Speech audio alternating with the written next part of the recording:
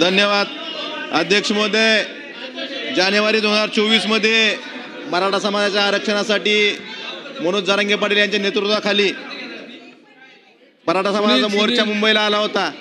अध्यक्ष महोदय, त्यावेळेस तत्कालीन मुख्यमंत्र्यांनी त्या मोर्चाला आश्वासन देऊन तो मोर्चा नवी मुंबईहून परत पाठवला होता. अध्यक्ष महोदय, त्यावेळेस तत्कालीन मुख्यमंत्र्यांनी आश्वासन दिलं होतं की सगळे सोयराच्या अध्यादेशाची अंमलबजावणी, हैदराबाद गॅजेटची अंमलबजावणी, परंतु अध्यक्ष महोदय याबाबत शासनाकडनं अद्यापर्यंत कुठलीही कारवाई दिसत नाही.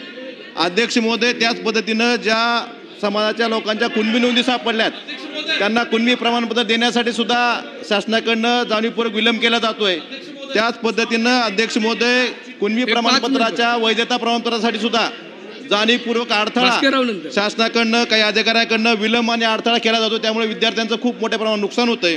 अध्यक्ष महोदय, मला औचित्याच्या मुद्द्यावर एवढंच सांगायचं आहे की मराठा समाजाचा परत एकदा मोर्चा आपल्या मागण्यासाठी मनोज जरांगे पाटील यांच्या नेतृत्वाखाली 29 ऑगस्टला मुंबईला येतोय.